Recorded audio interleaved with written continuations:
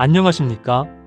오늘 우리는 창세기 24장 28절부터 49절의 말씀을 통해 우리의 일상 속에 숨겨진 하나님의 일하심과 이 말씀이 우리에게 묻는 우선순위의 문제에 대해 함께 살펴보겠습니다. 우리는 과연 언제 하나님이 일하신다고 믿을까요? 대개 우리는 화려한 기적, 갈라지는 홍해와 같은 극적인 사건, 또는 즉각적인 응답과 같이 표면 위에 드러나는 일들을 통해 하나님의 일하심을 인식하곤 합니다. 이것은 우리가 기대하는 일하심의 일부일 뿐입니다.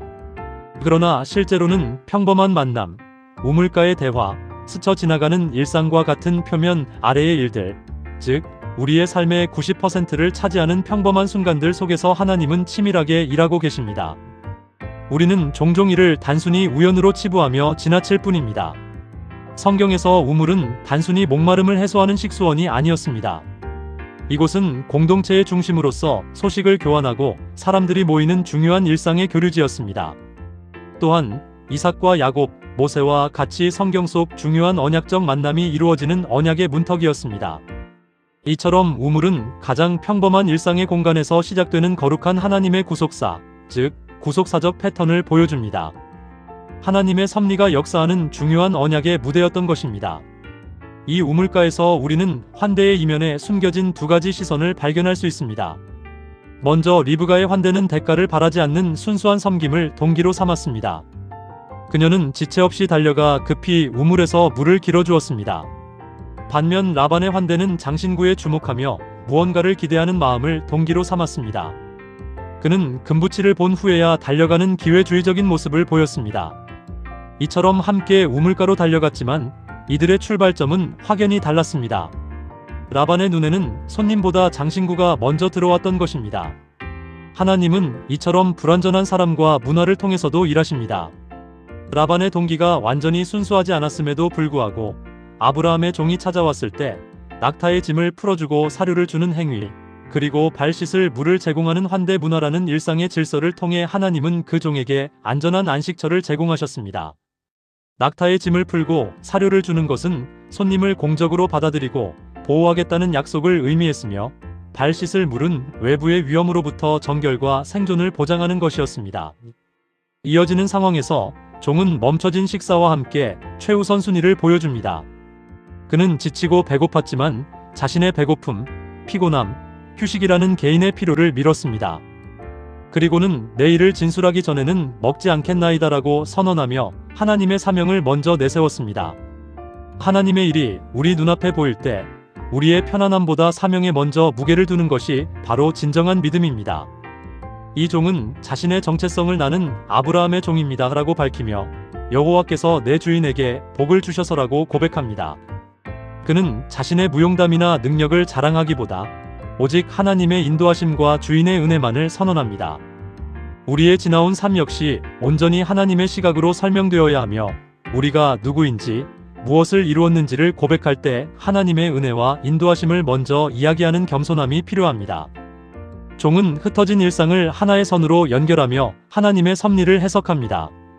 그는 먼저 형통함을 위한 기도를 드렸고, 기도가 끝나기 전에 리브가를 만나는 만남을 경험합니다. 그리고 리브가가 낙타에게도 물을 주겠다는 대화를 통해 하나님의 정밀한 계획이 펼쳐졌음을 깨닫습니다.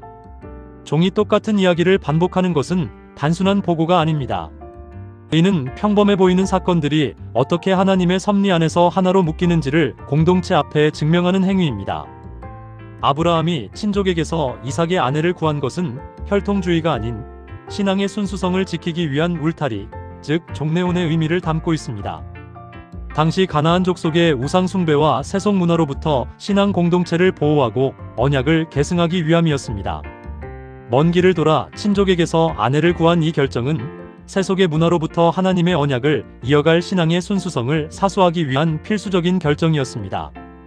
종은 자신의 증언을 마친 후 감탄에서 멈추지 않고 당당한 결단을 촉구합니다. 그는 우로든지 좌로든지 하게 하소서라고 말하며 리브가의 가족에게 두 가지 선택을 제시합니다. 인자함과 진실함으로 응답하겠는가, 아니면 그렇지 않겠는가. 그는 머뭇거리지 않고 결정을 요구하며 하나님의 일 앞에서 삶의 방향을 명확히 정할 것을 당당히 촉구하고 있습니다. 하나님의 뜻은 혼자만의 감정으로 끝나지 않습니다. 우리는 일상에서 하나님의 일하심을 발견하는 개인적인 경험을 합니다. 그리고 이를 공동체 앞에서 고백하고 증언하며 나눕니다. 이 증언을 통해 나누어지고 공동체 안에서 확인되는 합의의 결단을 통해 하나님의 뜻은 더욱 견고해집니다. 이 세 가지 단계를 통해 하나님의 뜻이 온전히 이루어지는 것을 확인할 수 있습니다. 이제 우리의 일상 속에서 하나님의 섭리를 찾는 세 단계를 알아보겠습니다. 첫째는 발견하기입니다. 평범한 만남 속에 숨겨진 위대한 하나님의 손길을 인지하는 것입니다. 둘째는 우선하기입니다. 나의 개인적인 편안함보다 주님의 사명을 앞세우는 태도입니다. 마지막 셋째는 결단하기입니다. 깨달은 바를 미루지 않고 삶의 방향을 확정하는 것입니다. 우리는 기적만을 기다릴 필요가 없습니다. 평범한 오늘, 이 세 가지 태도로 하나님의 일하심에 동참할 수 있습니다. 지금 당신의 삶에서 나의 필요 때문에 뒤로 미루어둔 하나님의 일은 무엇입니까? 우리의 계획이 먼저였고 하나님의 일은 나중이었던 우리의 마음을 돌이키고 하나님의 일에 다시금 우선순위를 두어야 할 때입니다. 하나님은 멀리 계신 분이 아니라 오늘도 우리와 함께 하시며 일하고 계십니다. 우물가에서의 만남과 평범한 대화는 이미 하나님이 일하고 계신 현장이었습니다. 하나님은 우리가 무심코 지나가는 평범한 오늘 하루의 자리에서 여전히 섭리의 금빛 실을 엮고 계십니다.